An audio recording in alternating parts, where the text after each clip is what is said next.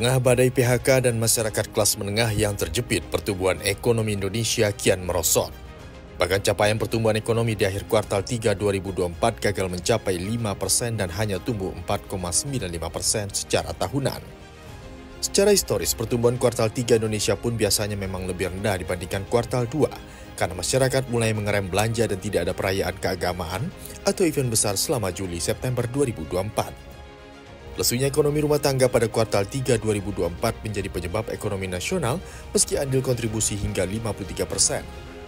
Namun pertumbuhan konsumsi rumah tangga melemah ke level 4,91% secara year on year, lebih rendah dibandingkan kuartal sebelumnya di level 4,93% secara year on year. PLT Kepala BPS Amalia Adininggar Widiasanti menjelaskan, penurunan konsumsi rumah tangga besar dipengaruhi oleh faktor musiman. Pada 2 kuartal sebelumnya ada Ramadan, Idul Fitri, dan libur panjang akhir pekan.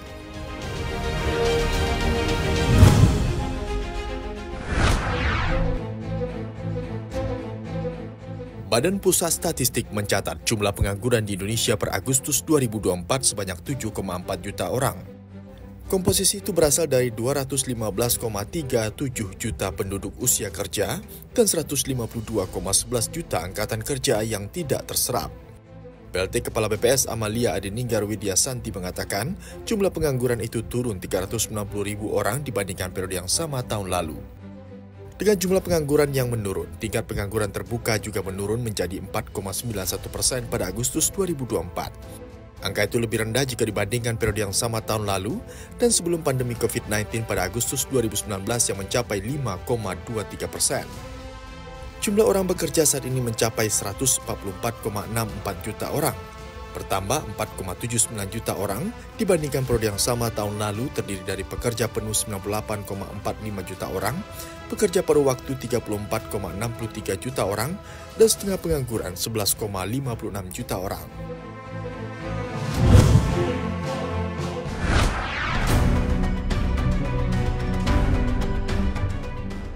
Presiden Prabowo Subianto melantik Basuki Hadi Mulyono sebagai Kepala Otorita IKN.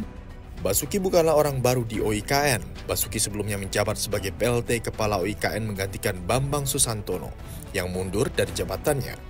Basuki saat itu menjabat juga sebagai Menteri Pekerjaan Umum dan Perumahan Rakyat.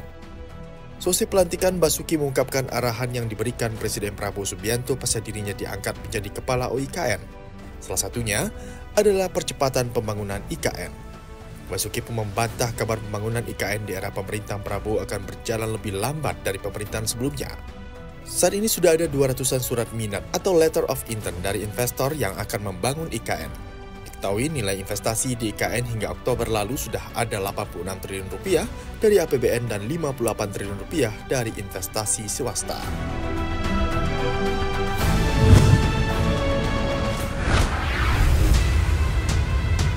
Negosiasi alot antara Boeing dan karyawannya soal kenaikan gaji menemui titik cerah.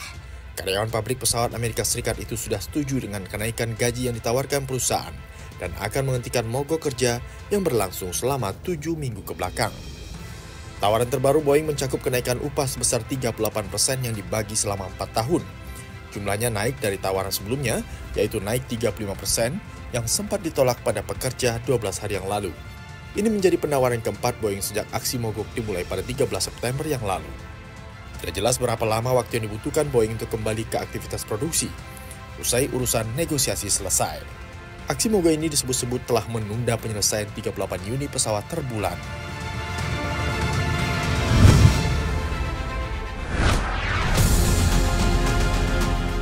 Penjualan iPhone 16 di Indonesia dilarang sementara karena Apple belum memenuhi janji investasi di dalam negeri. CEO Apple Tim Cook bahkan menghapus nama Indonesia dari laporan kinerja kuartalannya. Sebelumnya, Cook sempat menyinggung pasar Indonesia sebagai peluang besar bagi perusahaan.